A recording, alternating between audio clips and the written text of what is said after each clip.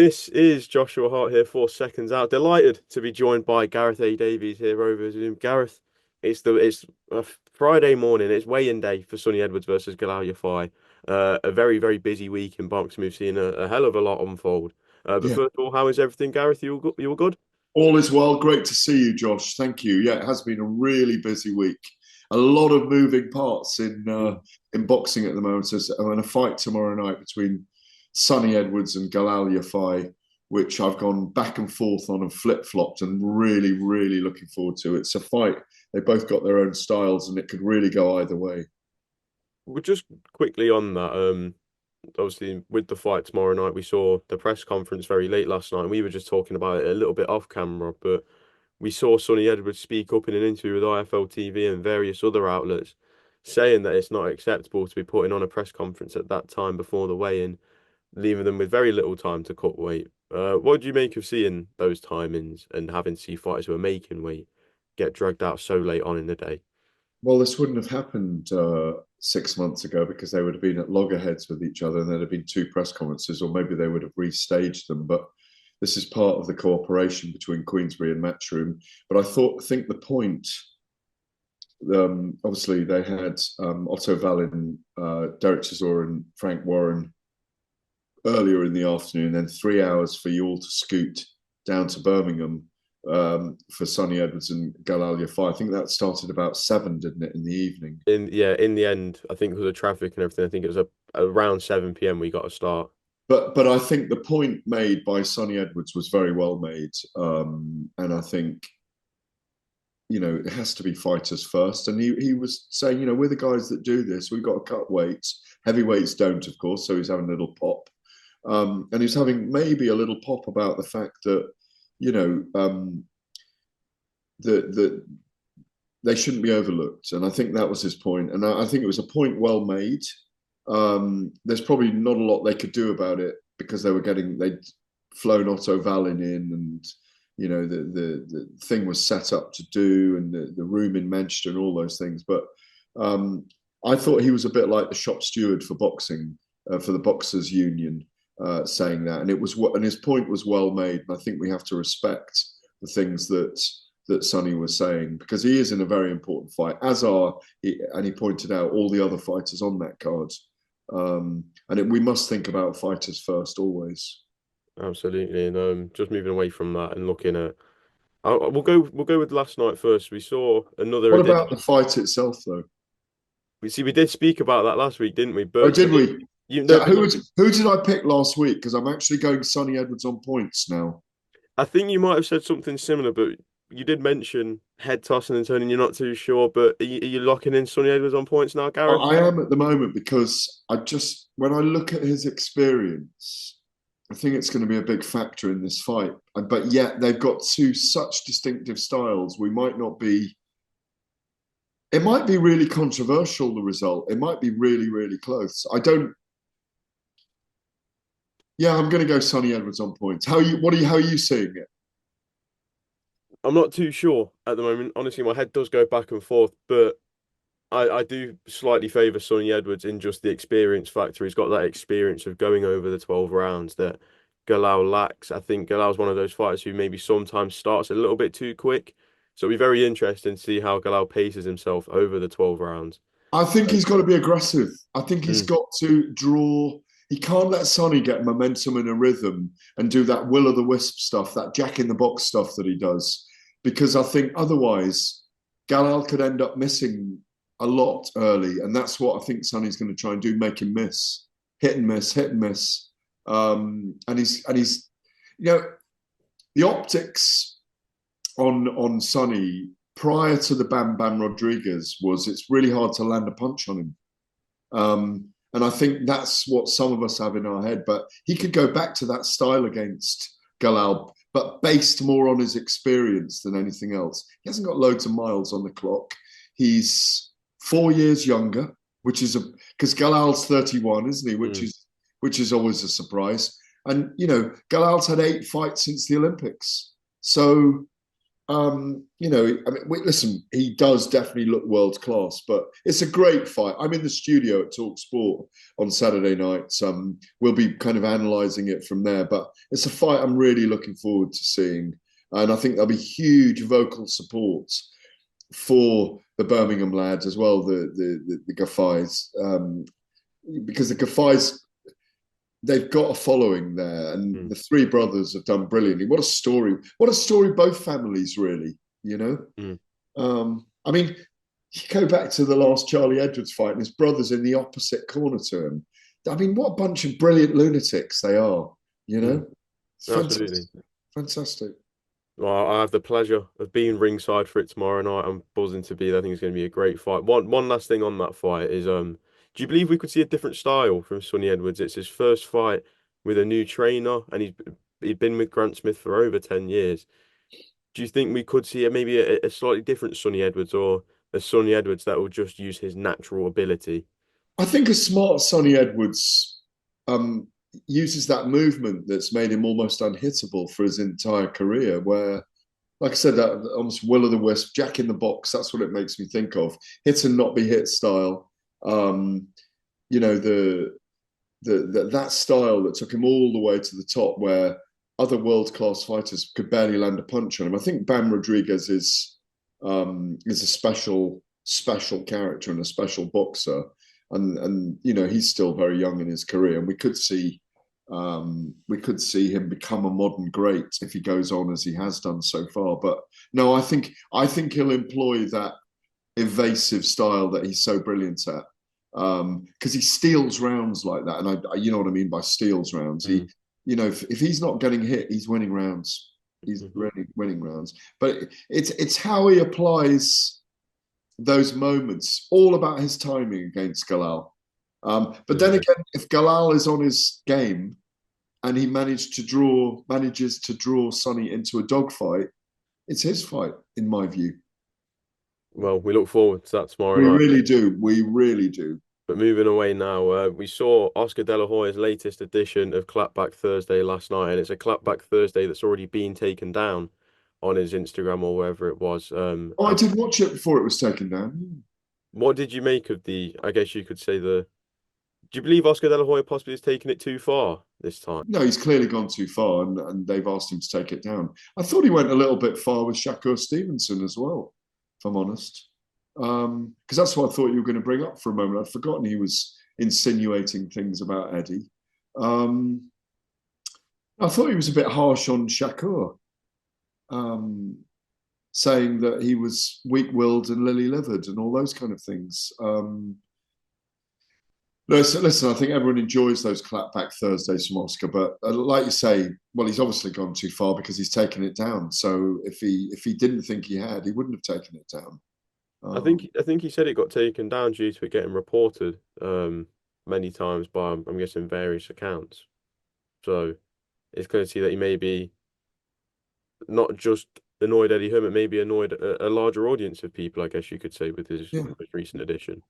yeah. Well, maybe he has to think about what he puts on those clapback Thursdays. I mean, they are entertaining, but he's trolling, isn't he, most of the time? Like our friend, like your friend, and my friend Carl Froch. You mentioned Carl Froch. He's been mentioning you recently in his most recent edition of Froch on Fighting. What did you make of the comments that you had to make, despite a large portion of the video being about MVP's promoter Nikisa? That you were mentioned towards the back end of the interview. What did you make of his comments about Well, yourself? there was a clip from myself and Adam Cattrall in the studio last Saturday night in Talk Sport with Nikisa Bidarian on the show. And, I just wanted to make full disclosure that they give me really close access, and I'm supportive of Jake Paul being involved in boxing. I think he's good for the sport. I think he's good for women's boxing. I think he's good for bringing numbers to the sport. And as I said, he's a brilliant marketeer.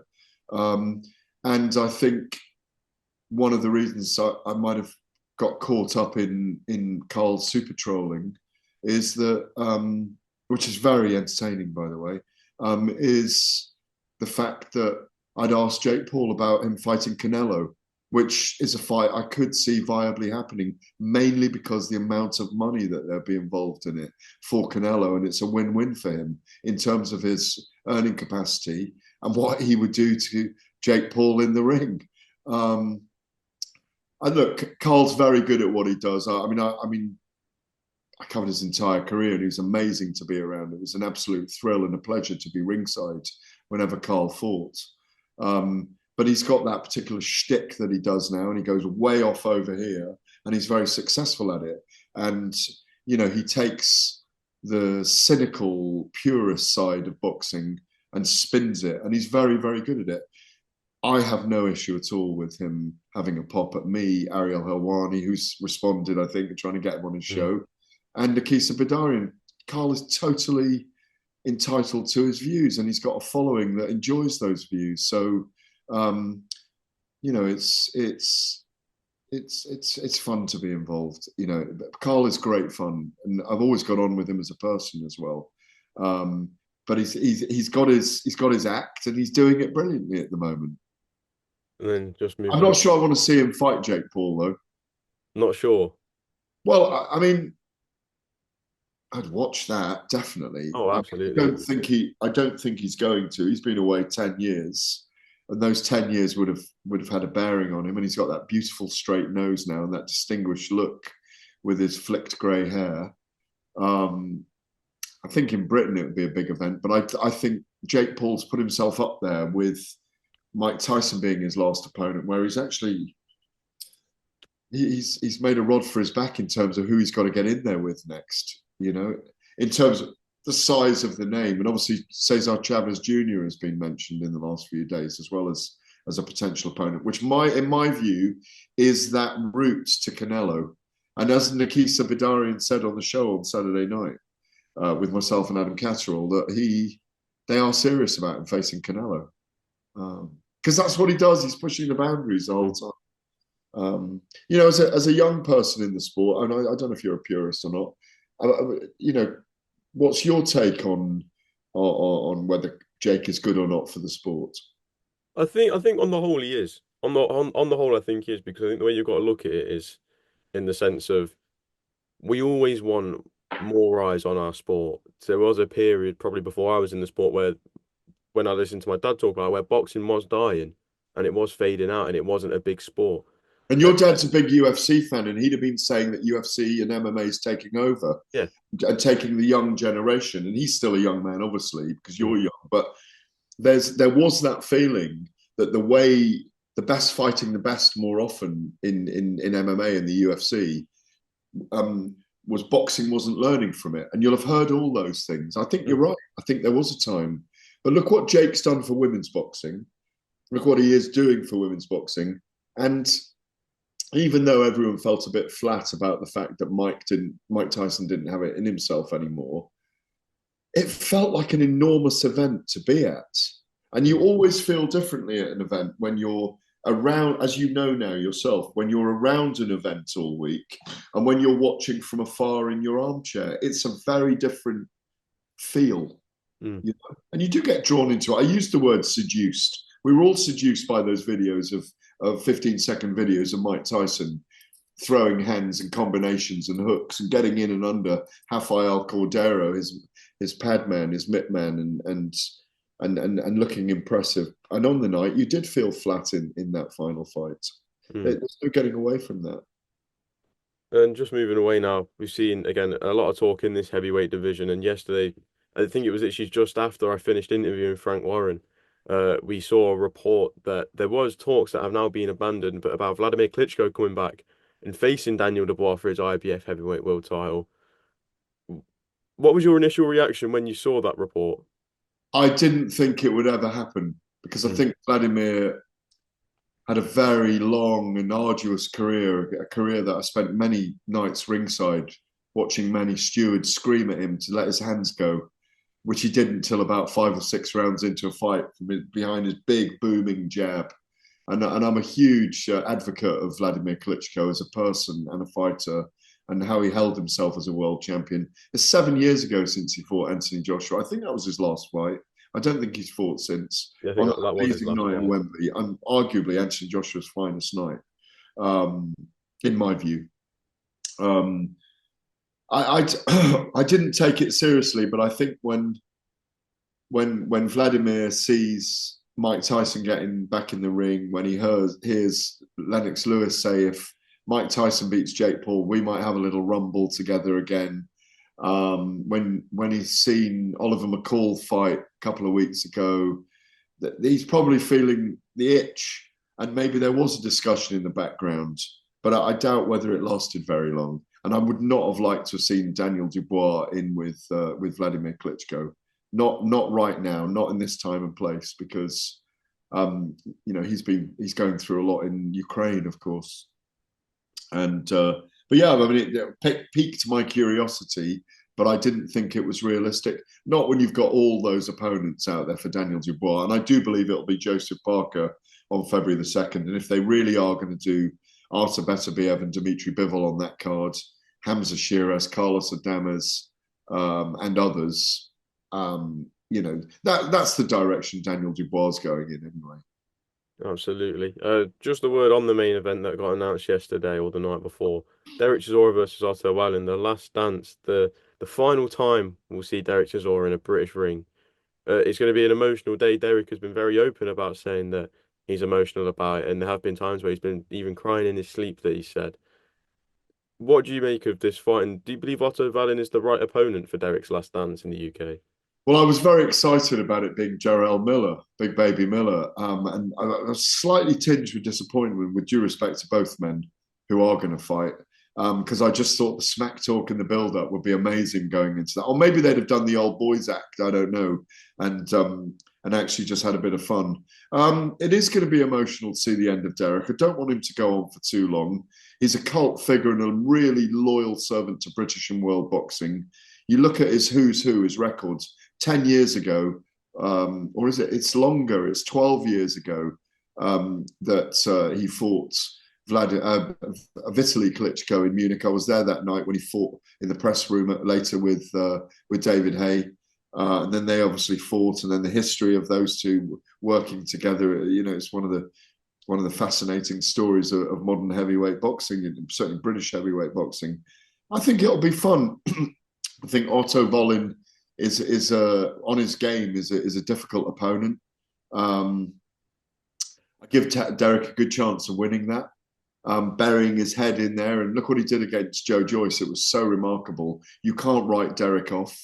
I think they're both in the top 10 in the heavyweight scene. I think, certainly, if you look through the rankings, they're thereabouts. I think it'll be a fun fight. And obviously they made time, as we said earlier yesterday, for Derek to have his press conference, for everyone to go to both the Queensberry and the Matchroom press conferences yesterday. We won't want Derek to go on for too long, and there's people saying he shouldn't be fighting now, but you've got to give him his dues. He's an extraordinarily durable heavyweight, and he's a cult figure. You can't say more than that about him. He's a cult figure in the sport. What would you like to see for his 50th fight? We'll start with location and opponent. What would be ideal for you if you were the promoter putting on Derek's 50th and final fight? What, not being Wallin? No, so this is a 49. He's got So one more 50th. after this, but Well, it's not in the UK. I wouldn't do it in Harare because people aren't going to travel. I think his place is the O2 Arena. When he started wearing his mask out to the O2 Arena, that was the beginning of his cult status. I think it should be Dillian White. Dillian White, trilogy fight, O2 Arena, packed out, 20,000 people, main event, and just put a load of 50-50 fights on the undercard. I'd like to see him fight Dillian. I'd still like to see him fight. I'd like to have seen him fight Dillian in this one, but Dillian's obviously matched and just getting back. I think it's the perfect fight for him. They can have a slobber knocker, the pair of them, like they have for the other two. Absolutely. Yeah. Absolutely. Conor Benn, we had the announcement yesterday that UKAD will not be appealing his clearance of any wrongdoing from the NADP. It seems it is all clear. I know WADA still have 21 days to appeal, but from what it looks like, we will be seeing Conor Benn back in a British boxing ring. Delighted to hear that news and see him get his career back up and running. Well, of course, I'm delighted for him. I spoke to him last week, Josh, at a lunch in London with Charlie Sims and Tony Sims, with Charlie Sims launching his huge boxing Mm. promotion. He's now got a promoter's license as well. Um, and Derek's agent, Nicole McDermott, is now looking after Conor in terms of PR, because you're not allowed to manage and promote. So they, I've had a few, I've had two chats with Conor Benn in the last 6 months, I think, and he's still um, insisting on his innocence. I've never called him a cheat. I don't think he is a cheat. Obviously, there was clomiphene found in his system. I'm delighted for him that he's back. Yes, I think there should be a homogeneity across the agreements between commissions and testing bodies, that if you are suspended in one territory, you shouldn't necessarily be able to fight in another. It's a very complicated issue. Um, I do think they're going to push forward and get the license back from the Boxing Board of Control. I think the fight will be in the UK, his next fight. I think it'll be Chris Eubank. That's the intention. And my understanding is they're looking to do two fights in big stadiums here, potentially at Spurs and Wembley, and have two fights with Chris Eubank in 2025. Obviously, they're big money fights. And the ambition is to get the two fathers in the corners as well. I think it'll be a big sell. I still think historically it will bring a lot of people to the event. I think it'll be at middleweight, is what I'm hearing. And you know, the the the system is broken in terms of how the testing is done. I just think it needs looking at. It needs some kind of repair, and I think it needs to be done across the board. I think his case is unique. I think eventually things will come out where people, and I don't think I can speak about this publicly because it isn't public knowledge. I think things will come out in this case that will eventually show that I don't think they went about it the right way, and that, I mean, it needs more transparency. But I think things will come out in this case eventually that will show that he maybe got a hard time over this, and well, he did get a hard time over it. But that the bottom line for me is, because I can't say too much, but that there needs more transparency in what happened, and you need the detailed evidence, because there was so much talking into the vacuum of a lack of knowing what's going on, and it was behind this, and it was under legalese, and it was sub judice for a while, and it's one of the things that needs clearing up, because obviously drug testing is a very, very important part of boxing, because it's an inherently dangerous sport. But it's been, I think it's been handled. It's not been handled well and on lots of levels, and it led him into a very dark place. So I'm glad he's out of that dark place. That's all I can say. Absolutely. Just one more on that. More looking at what you just said there about the drug testing. Do you think so? One of the things I've asked Eddie and Frank is what's made this case so unique, in the fact that normally when we see a failed drug test, we get the announcement there's a failed test, we ask a few questions for a few weeks, and then it kind of fades away. But this case with Conor Benn has stood out like a sore thumb for 2 years now, and has been the biggest talking point. And you could see how fed up Eddie was of being asked about it. Frank was. They got bored of being asked about it because they maybe knew the plain simple truth, or they believed Conor. What do you think made this case so special, in the fact that it was the biggest talking point for 2 years now? Well, in many cases, when something shows up in someone's system, we go through the strict liability. People disappear. They serve a ban or a retrospective ban, and then they come back.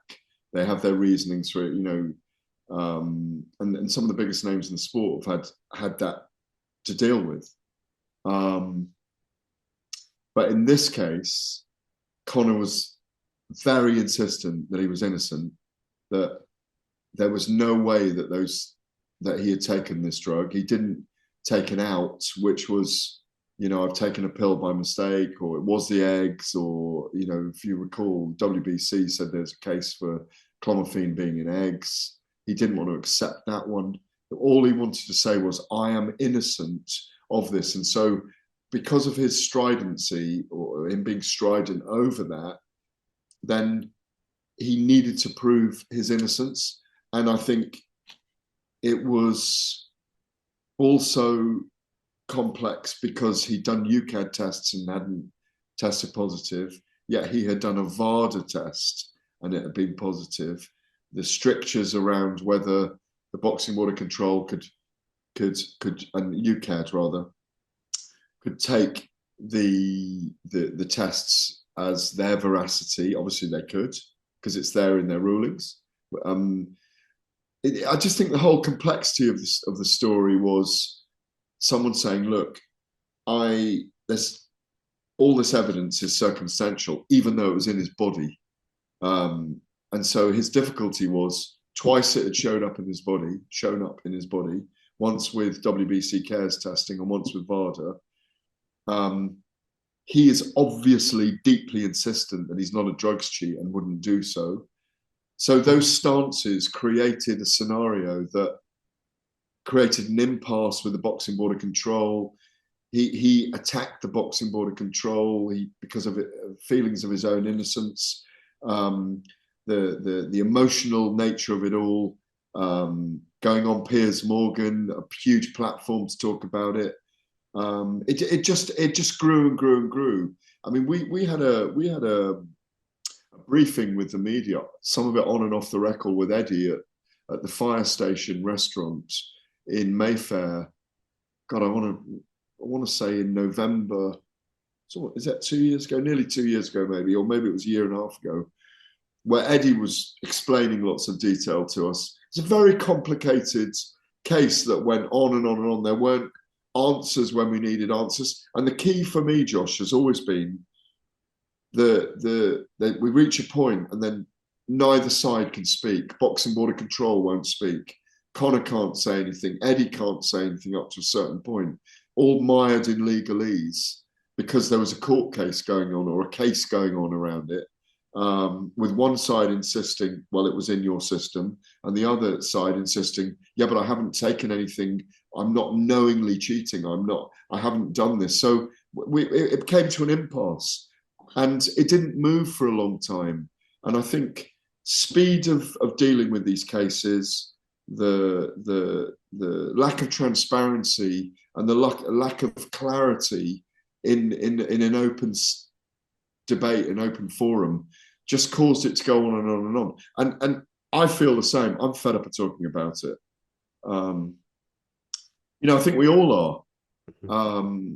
But hopefully things are learnt from this. Maybe nothing's been learned. I don't know, because I think that I'd like to see transparency around it and it all explained in clarity and in public.